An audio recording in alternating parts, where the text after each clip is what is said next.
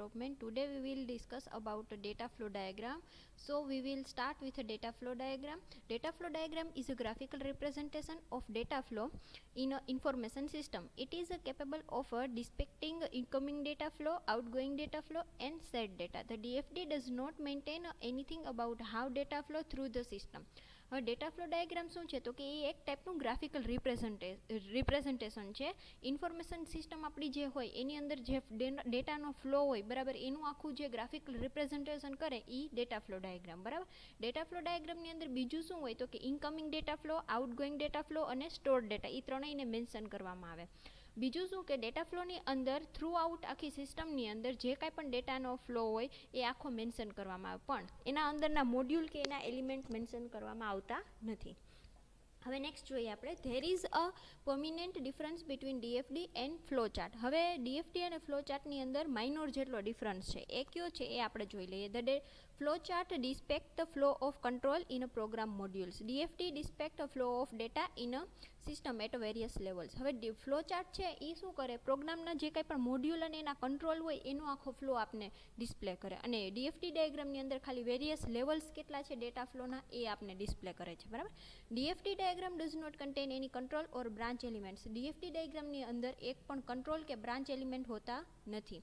આ હતું ડીએફડી ડાયાગ્રામનું ઇન્ટ્રોડક્શન. ડીએફડી ડાયાગ્રામના ઇન્ટ્રોડક્શનમાં શું તો કે એ એક ટાઈપનું ઇન્ફોર્મેશન સિસ્ટમનું ગ્રાફિકલ રિપ્રેઝન્ટેશન છે. એની અંદર incoming data flow, outgoing data flow અને શેર્ડ ડેટા હોય છે બરાબર. બીજું શું હોય તો કે ડીએફડી ડાયાગ્રામની અંદર એક બ્રાન્ચ કે કંટ્રોલના એલિમેન્ટ કન્ટેન કરતા નથી. ડીએફડી ડાયાગ્રામમાં બીજું શું હોઈ શકે તો કે એની અંદર એ લેવલ આપને ડિસ્ક્રાઇબ કરે છે અલગ અલગ ટાઈપના બરાબર. હવે આપણે નેક્સ્ટ જોઈએ ડીએફડી કમ્પોનન્ટ્સ. ડીએફડી કમ્પોનન્ટની અંદર ક્યાં ક્યાં આવે તો કે entity, process, data storage, data flow etcetera. હવે એન્ટિટી એટલે શું તો કે entity are source and destination of information data. Entities are represented by a rectangles with their respective names. Entity શું છે તો કે સોર્સ અને ડેસ્ટિનેશનનો ઇન્ફોર્મેશન ડેટા છે. એની અંદર બીજું શું હોય તો કે એ રિપ્રેઝન્ટ કરે રેક્ટેંગલ શેપની અંદર. ફોર એક્ઝામ્પલ આપણે જોઈ શકીએ છીએ આ એન્ટિટીનો સિમ્બોલ છે રેક્ટેંગલ શેપની અંદર, એની અંદર એન્ટિટી લખ્યું ત્યાં એનું શું આવે તો કે સોર્સ અને એનું ડેસ્ટિનેશન ઇન્ફોર્મેશન ડેટા આવે બરાબર. આ હતું એન્ટિટી. હવે નેક્સ્ટ જોઈએ આપણે process.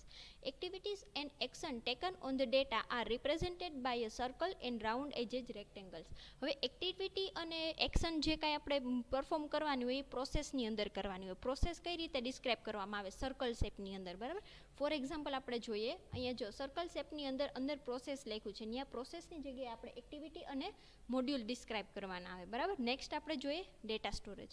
There are two various of the data storage. It can either be represented as a rectangle with absence of both similar sides or as an open sided rectangle with only one side missing. હવે જો data storage એટલે શું તો કે એની અંદર જે કંઈ પણ આપણે ડેટા સ્ટોર કરીએ છીએ એ કયા ટેબલમાં સ્ટોર કરશું એ મેન્શન કરવાનું. એનો શેપ કેવો હોય તો કે rectangle shape, but two side similar જે હોય એ મિસિંગ હોય, અધરવાઇઝ એવું પણ હોઈ શકે એક સાઇડ મિસિંગ હોય બરાબર. ફોર એક્ઝામ્પલ આપણે ફિગરમાં જોઈએ, જો અહીંયા એક સાઇડ મિસિંગ છે રેક્ટેંગલની તો આ શેપ પણ એનો વેલિડ છે, અને બીજો શેપ કયો તો કે બંને સાઇડ મિસિંગ હોય સાઇડની બરાબર રેક્ટેંગલ શેપની અંદર, તો એ પણ એનો ડેટા સ્ટોરેજનો સિમ્બોલ છે બરાબર. હવે આપણે નેક્સ્ટ જોઈએ ડેટા ફ્લો. ડેટા ફ્લો શું છે તો કે movement of data is shown by a pointed arrow. Data movement is shown from the base of arrow as it soars towards head of the arrow as a destination. હવે જો data flow એટલે શું તો કે જે કાંઈ પણ આપણે પ્રોસેસ અને ઇન્ફોર્મેશન છે, સોર્સ અને ડેસ્ટિનેશન હતું એની વચ્ચે જે આપણે કનેક્ટિવિટી કરવાની થાય બરાબર, તો એ કોના દ્વારા થાય તો કે ડેટા ફ્લો દ્વારા. ડેટા ફ્લોને રિપ્રેઝન્ટ કરે એરો સાઇનથી બરાબર. હવે આપણે જોઈએ એની ફિગર. ડેટા ફ્લો જો એરો સાઇનથી રિપ્રેઝન્ટેડ થાય બરાબર. તો આ હતા ડીએફડીના કમ્પોનન્ટ. કયા કયા હતા તો કે એન્ટિટી, પ્રોસેસ, ડેટા સ્ટોર અને ડેટા ફ્લો. હવે આપણે જોઈએ નેક્સ્ટ લેવલ્સ. હવે લેવલ 0 ડીએફડીના લેવલ્સની અંદર ફર્સ્ટ લેવલ છે લેવલ 0.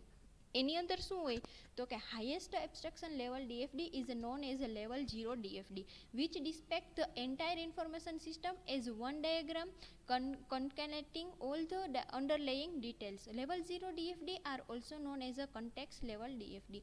હાઈએસ્ટ એબ્સ્ટ્રેક્શન લેવલ જે હોય ને DFD નું એ છે લેવલ 0. બરાબર. એની અંદર શું હોય તો કે જે મેઇનલી સિસ્ટમ મારે કનેક્ટેડ હોય, બરાબર, જે આપણે ડીપમાં નહીં જવાનું પણ મેઇનલી જે ઇન્ફોર્મેશન ટાઈપનો કન્ટેન્ટ ટાઈપનો ડેટા હોય એને આપણે લેવલ 0માં ડિસ્ક્રાઇબ કરવાનો. ફોર એક્ઝામ્પલ તમે ફિગરની અંદર જોઈ શકો છો ઓનલાઈન શોપિંગ સિસ્ટમ છે, બરાબર. એની સાથે મેઇનલી કનેક્ટેડ કોણ હોય તો કે કસ્ટમર્સ. તો કસ્ટમર્સ શું પરફોર્મ કરે? ઓર્ડર ને ડિલિવરી.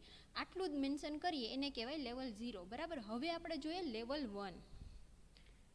લેવલ 1 ની અંદર શું હોય તો કે the level 0 DFD is broken down into more specific.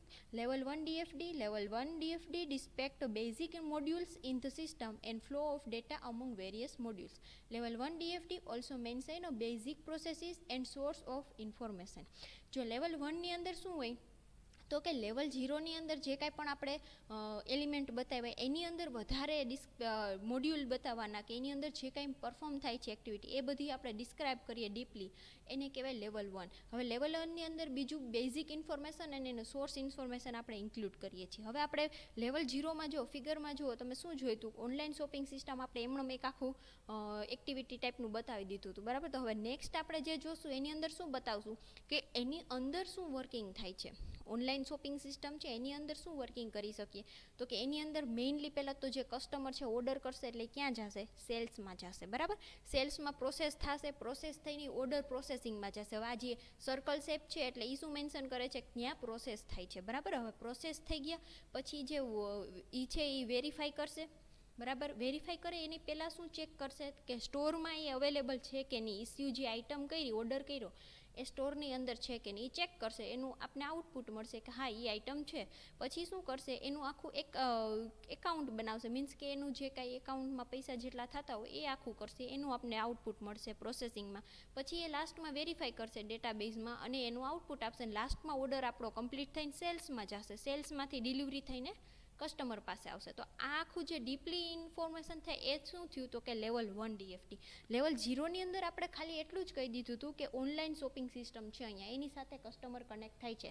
But level 1 ની અંદર આપણે શું કીધું કે ડિટેલમાં એને આપણે એક્સપ્લેન કર્યું કે લેવલ 1 ઓનલાઈન શોપિંગ સિસ્ટમ છે એની અંદર કયું વર્ક પરફોર્મ થાય છે એ, બરાબર. તો આ હતું લેવલ 1. હવે લેવલ 2 ની અંદર શું હોય તો કે એટલે at this level DFD shows how data flows inside the module mention in a level 1. હવે લેવલ 1 ની અંદર આપણે જે કાંઈ મોડ્યુલ ઇનસાઇડ કર્યા છે, બરાબર, એની અંદર હજી આપણે કાંઈ પ્રોસેસ પરફોર્મ કરતા હોય તો એ જે પ્રોસેસ આપણે ડિસ્ક્રાઇબ કરીએ એને કહેવાય લેવલ 2. તો લેવલ 0, લેવલ 1 અને લેવલ 2માં શું ડિફરન્સ હોય તો કે લેવલ 0 ની અંદર આપણે બેઝિક ઇન્ફોર્મેશન મીન્સ કે બેઝિક જે કાંઈ એક્ટિવિટી થતી હોય એ આપણે ડિસ્ક્રાઇબ કરીએ છીએ. લેવલ 1 ની અંદર એની અંદર જે કાંઈ પણ એક્ટિવિટી પરફોર્મ થતી હોય એ બતાવીએ. પછી લેવલ 2 ની અંદર તો કે લેવલ 1ના અંદર જે કાંઈ પણ મોડ્યુલ્સ છે એની અંદર કાંઈ અલગ એક્ટિવિટી પરફોર્મ થતી હોય તો એ આપણે એને લેવલ 2 ની અંદર બતાવવાની હોય. તો આ હતું DFD ડાયાગ્રામ. એની અંદર લેવલ 0, લેવલ 1, લેવલ 2 આપણે જોયા, બરાબર. આજના લેક્ચરમાં આપણે શું જોયું તો કે ફર્સ્ટ ઓફ ઓલ આપણે સ્ટાર્ટ કરીએ what is data flow diagram, બરાબર. આપણે એ જોયું. પછી નેક્સ્ટમાં જોયું DFD કમ્પોનન્ટ્સ કયા હતા તો કે entity, process, data storage and data flow. આ હતા એના સિમ્બોલ્સ કે એન્ટિટી છે રેક્ટેંગલ શેપમાં હોય, પ્રોસેસ સર્કલ શેપમાં હોય, data storage rectangle but one side missing હોય અને ડેટા છે એ એરો સિમ્બોલમાં હોય, બરાબર. આ હતા DFD કમ્પોનન્ટ્સ. પછી આપણે જોયું level 0, level 1 and level 2. Level 0માં બેઝિક ઇન્ફોર્મેશન આપણે ડિસ્ક્રાઇબ કરીએ છીએ. લેવલ 1માં એની અંદરના મોડ્યુલ ડિસ્ક્રાઇબ કરીએ, આખી પ્રોસેસ બતાવીએ, બેઝિક પ્રોસેસીસ આપણે ડિસ્ક્રાઇબ કરીએ. લેવલ 2 ની અંદર શું હોય તો કે બેઝિક પ્રોસેસની અંદર પણ કાંઈ પ્રોસેસ પરફોર્મ થતી હોય તો એ આપણે લેવલ 2 ની અંદર ડિસ્ક્રાઇબ કરવાની આવે, બરાબર. Thank you.